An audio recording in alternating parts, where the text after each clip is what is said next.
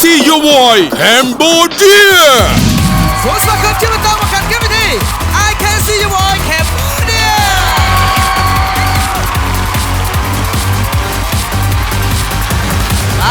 ប្រិយមិត្តទស្សនិកជនដំណាក់កាលទី1យើងឃើញហើយបេក្ខនារីមួយរូបស្លាកលេខ5ច្រៀងមិនពីរោះឥឡូវនេះយើងនៅសល់បេក្ខជនចំនួន6នាក់ទៀតត្រឹមត្រូវបាទហើយរកចាំមើលតើបេក្ខជនទាំង6រូបនៅក្នុងដំណាក់កាលទី2នេះមួយណាដែលសម្លេងមិនពីរោះដោយរើសពីតារាកិត្តិយសរបស់យើងលោកសូណូត្រឹមត្រូវដូច្នេះសម្រាប់កម្មវិធីឧបត្ថម្ភផ្ដាច់មកដោយទូរស័ព្ទដៃ Oppo F9 សាកថ្ម5នាទីនិយាយបាន2ម៉ោងចូលមកដល់ក្នុងវគ្គទី2នេះសូមឲ្យបាទអ្នកវិភាគទាំងអស់ក៏ដូចជាតារាចម្រៀង Superstar របស់យើងគាត់វិភាគទៅលើការបង្ហាញសមត្ថភាពតាមរយៈការបញ្ចេញសម្លេងបាទដូច្នេះសូមចាប់ផ្ដើមដំណាក់កាលទី2អូខេឥឡូវនេះបេក្ខនារីទី1ខ្ញុំចង់ស្ដាប់សម្លេងនេះសម្រាប់ខ្ញុំពេលទំនេរគឺចូលចិត្តហាត់រាំរួចមកហើយដល់រួយពីរោះហើយខោក្បឺតហើយសំលេងពីរោះទៀតរស់អត់រស់សម្រាប់ខ្ញុំវិភាគមើលទៅតាំងពីកាច់ចកេះសម្លៀកបំពាក់ខោរីក្បឺតទៀតពីរោះខ្ញុំបាននិយាយពីវគ្គមុនទេណាបាទតាំងពីឈរសេះតាំងពីចង្កេះបាទកេងរីវាវនៅស្រីទៀវទេពកញ្ញាសុំតែមើលចិត្តតិចមកលោកអើយព្រៃគេអត់ទៅទេមកនេះគេឲ្យរើសពីរោះឬមិនក៏មិនពីរោះសំឡេងនិយាយមិញខ្ញុំគាត់ស្ដាប់មកជាលក្ខណៈមួយភាគតែបើយើងមើលចិត្តយើងអាចវិភាគខ្លាំងជាងហ្នឹងខោក្បឺតទឹកមុខខ្មៅស្រអែមភ្នែកស្អាតបបេមាត់ល្អចង្ការអត់ចាក់ទេហើយវាពាក់ព័ន្ធអីបងបាទចំមុះធម្មជាតិភ្នែកធម្មជាតិចិញ្ចើមធម្មជាតិអ្វីធម្មជាតិដូច្នេះហើយខ្ញុំជឿជាក់ថានាងប្រកាសជាច្រៀងពីរោះខ្ញុំមើលទាំងរបស់គាត់ស្ដើងខ្ពស់ស្រឡះសម្លៀកបំពាក់សមជាអ្នកចម្រៀងមែនអត់បាទហើយសម្ដីដែលគាត់និយាយមិញនេះអូរបៀបដូចអឺរ៉ុបខ្ញុំជឿថាសម្លេងគាត់គេសម្គាល់មិនអឺរ៉ុបសម្គាល់មិនបើគាត់ឈរនិយាយមកចឹងគាត់ថារបៀបគាត់សេះរបស់គាត់គឺរបៀបដូចអឺរ៉ុបចឹងឃើញទេអឺរ៉ុបជួការដូចខាត់សខីខ្ញុំនិយាយថាគាត់ច្រៀងអីទៀតហើយណែចម្រៀងគាត់ច្រៀងបើបត់ពីដើមមិនសូវប្រមាណទេតែបើសម័យនេះខ្ញុំជឿថាគាត់ប្រកាសជាពីរោះបាទព្រោះតែគាត់ស្លៀកពាក់សម័យចាគាត់និយាយពីរោះក៏ប៉ុន្តែក៏មិនបញ្ជាក់ថាគាត់ច្រៀងពីរោះដែរខ្ញុំនៅថាអត់ពីរោះដែររក្សាចំហគេលោកសូណូបាទសូមជើញចំណែកខ្ញុំនៅរក្សាចំហ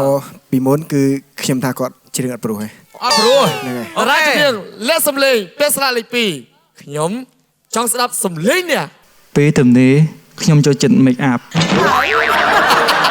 អាយបាក់ចកេះហ៎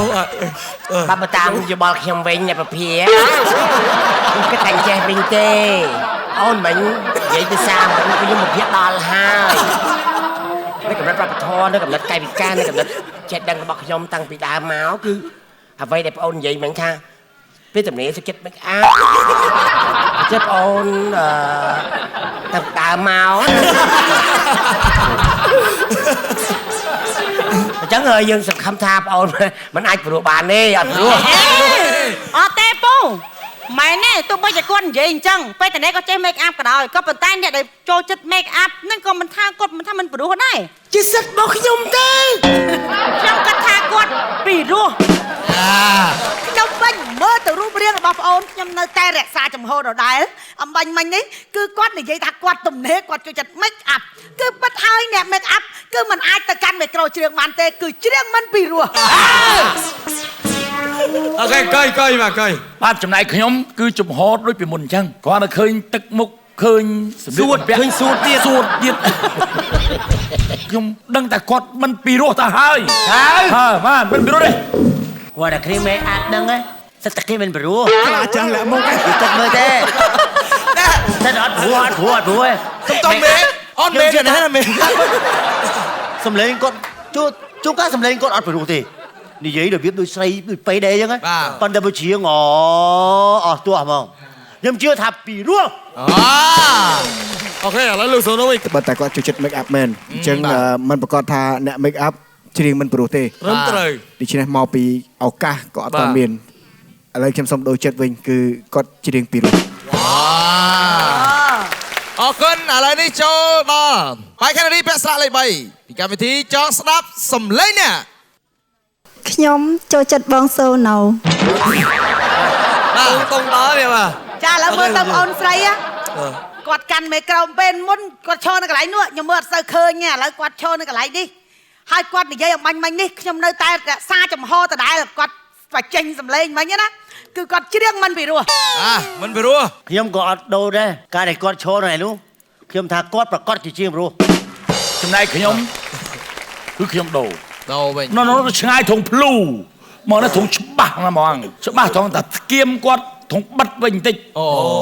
ជួតគាត់ធំបិទវិញបាទបើអញ្ចឹងគឺมันអាចព្រោះទេគឺมันព្រោះទេ មិនពីរោះទេ បាទបាទ ខ្ញុំតាំងពីមុនខ្ញុំឆ្លើយថាព្រោះ បាទ ខ្ញុំប្រដូតពីសាក់ស៊ីណា ហ្នឹងហើយ ពីជីទាបែកតកោត តបោល បាទពីរោះ បាទ ខ្ញុំរក្សាភាពដើមទាំងអស់ តែបូមមួយខាងដូចបែកចឹង អូនស្រីអត់ដូចចង់ធូរវ៉ាល់នេះពីរោះ ពីរោះតារាបាទសំទិញត តែសម្រាប់ខ្ញុំលឺសូគាត់មិញខ្ញុំចូលចិត្តបងសូណូ សូណូ បើគាត់និយាយតម្លាក់តង់ប៉ុណ្ណឹងហ្នឹងមកច្រៀងនៅតែចោះតង់ដែរហ្នឹងអត់ព្រោះដែរ ព្រោះតារា អូខេឥឡូវលោកសូនូយល់យ៉ាងណាដែរតោះ រក្សាចំហដដែល បាទ គឺដោយសារតែមើលវីដេអូឃ្លីបមុននេះខ្ញុំជឿជាក់ថាកាយវិការគាត់ហើយនឹងសម្លេងគាត់គឺផ្អែមដូច្នេះគាត់ច្រៀងពីរោះ តារាគេយល់រឿងថា អ្នកធ្លាប់ប្រើឡានធំហ្នឹងហើយ អូខេអរគុណឥឡូវនេះតារាចម្រៀងលាក់សម្លេងពាក់ស្លាកលេខ4ខ្ញុំចង់ស្ដាប់សម្លេងនេះ ពេលសម្រាប់ពីការងារខ្ញុំជួយចិត្តអានប្រឡំលោក ណែឃើញទេ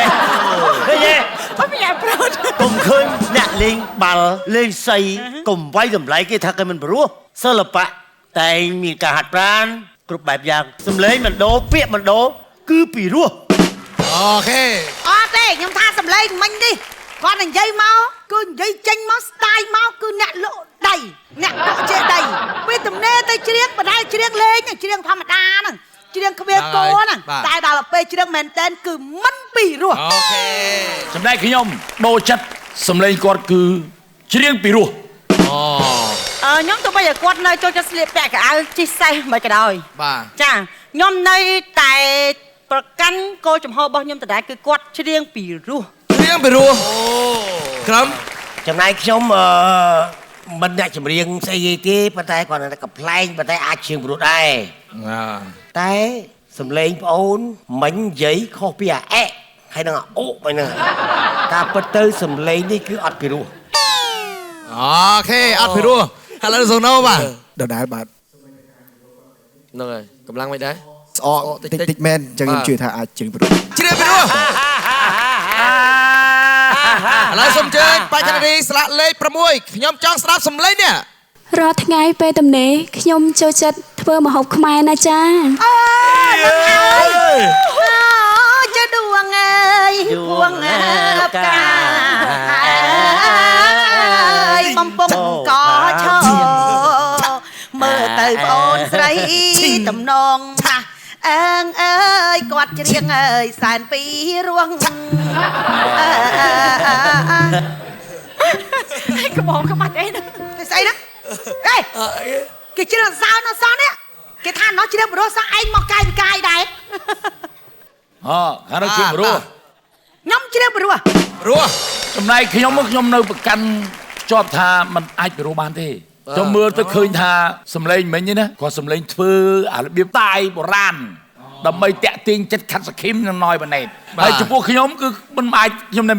វិភាគវាច្រើនឆ្នាំមកហើយគឺមិនអាចទេហ្នឹងហើយមិនពីរោះទេមិនពីរោះបាទ អត់ទៀតបាទ ខ្ញុំរក្សាចំហដដែលបបែមាត់នាងស្ដើងណាស្អីបបែមាត់នាងស្ដើងមិនអាចទៅជាបុរាណបានទេព្រោះបបែមាត់ពីដើមក្រាស់ណាបាទអូយតែ ពីដើមក្រាស់ ឥឡូវមើលខាត់សខីមើលដែលជិងពីរោះឥឡូវមើលឥឡូវជួយស្គៀមកាមេរ៉ាចាប់បបែមាត់ចឹង នេះគេហៅសម្លេងព្រោះហេហើយនេះស្ដាងលីយើងឲ្យបន្ទូយកមើលបែបមកយើងអត់មើលមកបែបមកយើងអារម្មណ៍ក៏ត្រូវអាស៊ីក៏ត្រូវខ្ញុំគិតថាមិនពីរោះទេបែបមកស្ដាងត្រឹមត្រូវបាទខ្ញុំនៅថារក្សាធាតុដើមមកខ្ញុំទាំងកាយវិការទាំងការឈរទាំងសម្លៀកបំពាក់សម្លេងនៅតែពីរោះបាទពីរោះចាពីព្រោះថាពីមុនមកខ្ញុំឃើញការស្លៀកពាក់របស់គាត់ហើយនឹងកាយវិការដូចគ្នាហើយអត់បានស្ដាប់សម្លេងគាត់ផងលឺសូនតែមកខ្ញុំថាពីរោះបាត់ត្មងគាត់និយាយអញ្ចឹងខ្ញុំគិតថាពីរោះមកឡើយតាគិតយូរបាទលោកសុណូយូរយ៉ាងម៉េចដែរពីរោះនេះក៏មិនពីរោះខ្ញុំយោងទៅលើឯកសារចាស់គឺវីដេអូឃ្លីបមុនគឺនៅពេលដែលគាត់ចេញវីដេអូឃ្លីបហ្នឹងអារម្មណ៍គាត់ជាមួយនឹងការច្រៀងរបស់គាត់អត់ត្រូវគ្នាដូច្នេះមិនពីរោះអូខេអ្នកជំនាញលើសម្លេងពាក់ស្លាកលេខ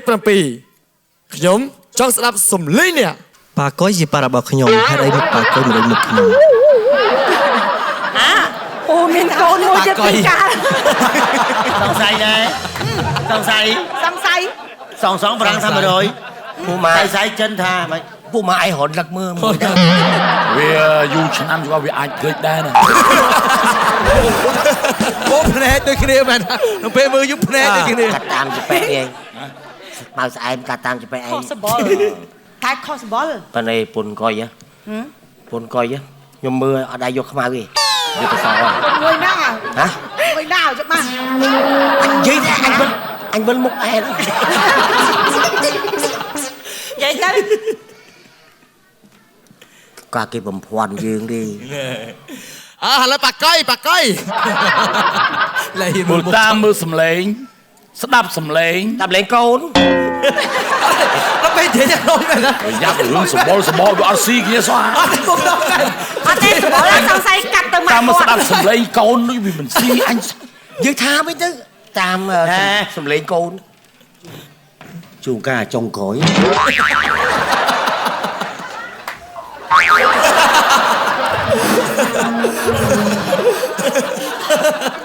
តាមស្ដាប់សម្លេងលោកកូនមើលទៅវាហាក់បីដូចជាអាចបញ្ឆោតធ្វើសម្លេងចេះមួយចុះពីឲ្យកុយចេះដើម្បីឲ្យយកថាពីរោះណូมันអាចពីរោះបានទេអូខេខ្ញុំវិញទៅខ្ញុំគ្រាន់តែប្រាប់ថាប៉ាកុយប៉ារបស់ខ្ញុំតែមុខខ្ញុំមិនដូចប៉ាកុយសម្លេងរបស់គាត់កលិចកលាក់របស់គាត់ចេញមកកុយពីមុននៅកចេះអញនៅស្អាងតានេះកាញ់ហើយមិនបាត់ទៀតខ្ញុំគ្រាន់តែមើលការដែលគាត់និយាយអំបញ្ញមិញហ្នឹងកាយវិការរបស់គាត់និយាយយ៉ាងភាពជឿជាក់ប៉ុន្តែនេះអ្នកបញ្ចូលសម្លេងទេតាមពិតគាត់ច្រៀងមិនពីរោះមិនត្រឹមត្រូវទៀតបាទសុំជើញបាទខ្ញុំនេះចង់ភ្លេចទេពីមុនគាត់ពីរោះមិនពីរោះខ្ញុំនេះប៉ុន្តែឥឡូវលឺសូរសម្លេងគឺពីរោះអូខេខ្ញុំចាំបាទស្ដាងតានិយាយពីដំបូងហើយខ្ញុំធ្លាប់បង្អាប់ទៀតហ្នឹងហើយថាឲ្យតែឃើញមៀតខ្មៅហើយអែមចឹងគឺស្ដាងតាគឺច្បាមហើយច្បាមមៀតបាទដូចអេសកាបទ័រអញ្ចឹងកាយយកហើយចំណែកខ្ញុំវិញខ្ញុំរក្សាភាពដើមបាទខ្ញុំថាអូនអត់មានលទ្ធភាពទៅត្រូវជាងព្រោះទេបាទអូខេអត់ពីរោះជឿថាពិតមិនពិតវាមិនដាណាចេះប្រឌិតប៉ាពេញមាត់ធ្វើឯងណាអត់ដឹងអីខ្ញុំមកកែសិនតែគេនឹងខ្មៅមកកែកង់ខ្ញុំមកកែកង់យើងសលេងតែនិយាយសលេងនេះប៉ាសិនតែគេខ្មៅអីណាចូលមកកែកង់ខ្ញុំអត់ដឹងចុងក្រោយវាអាចខ្មៅយ៉ាងណាយើងគិតថាចេះជួនកាប់ពិតមែនខ្ញុំជឿថាគាត់ជាងព្រោះអូខេអរគុណច្រើនបាទសុំជើញលោកសុណូវិញពីមុនខ្ញុំថាអត់ព្រោះបាទឥឡូវគាត់ថាគាត់ជាកូនពូកុយទៀតធម្មតាសាឈាមមកឪអត់ដែរឃើញពូកុយជ្រៀងផងមែនទេគាត់កំ pl តែអត់ដែរឃើញគាត់ជ្រៀងព្រោះហ្នឹងគាត់ជ្រៀងព្រោះគាត់ជ្រៀងព្រោះចឹងហើយជ្រៀងព្រោះអត់ដែរភ្លេងការភ្លេងអីអូយពីរោះមើលគេយកព្រោះយើងថតដាក់ CD អស់ហើយអត់ព្រោះមិនព្រោះអត់ព្រោះទេបាទអរគុណច្រើនអូខេឥឡូវពេលនេះគឺជាពេលវេលាដែលលោកសូណូត្រូវសម្រេចចិត្តថាតើជំរុះបេក្ខជនឬក៏បេក្ខនារីមួយណាសូមសម្រេចចិត្តបានលេខ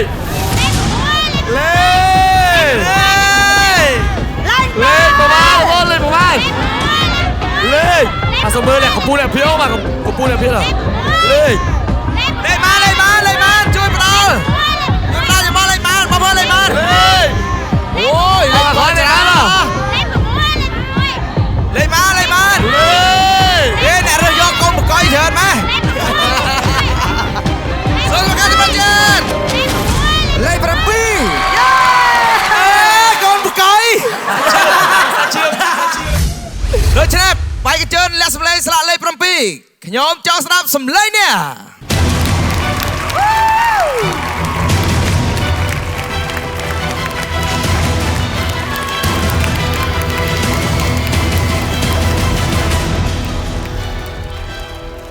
ក្នុងចិត្តខ្ញុំនឹករាល់ថ្ងៃព្រឹកល្ងាចនឹកតែរូបស្រីមិនដេចពេលនេះឲ្យបងចេញធ្វើអ្វីមិនស្រណោះសម្ដីបងខ្លះទេឬអូនីតា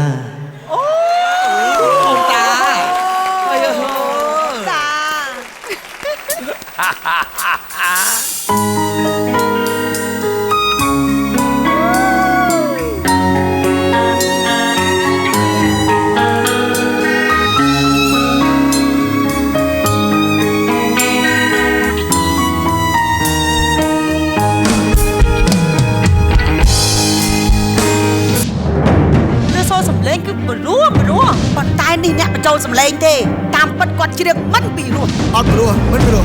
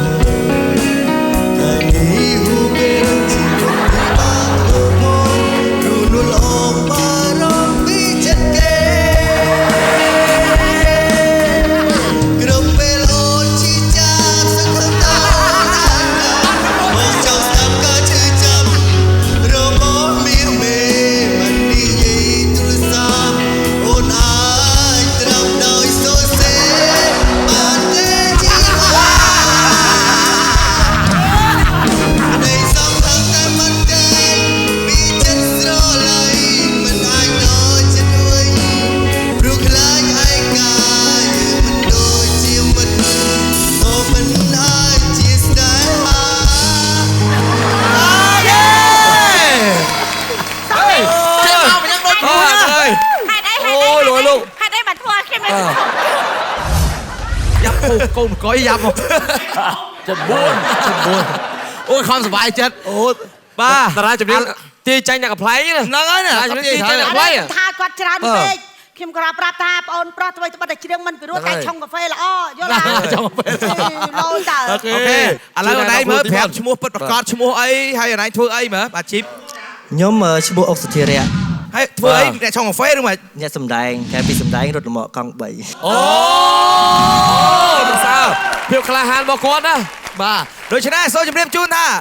អ្នកចម្រៀងស្លាកលេខ7ច្រៀងមិនពីរោះទេអរគុណជូនបងណាសុខសប្បាយអរគុណច្រើនបាទសម្រាប់ដំណាក់កាលទី2នេះយើងរកឃើញបេក្ខជនមួយរូបទៀតហើយដែលត្រូវចាក់ចេញពីកម្មវិធីពេលនេះឥឡូវយើងសល់បេក្ខជនចំនួន5រូបវគ្គក្រោយយើងមានវិទ្យាសាស្ត្រ10ពិសេសទៅបន្តទៀតពេលនេះកម្មវិធីអាញាសម្រាប់បទពិសេស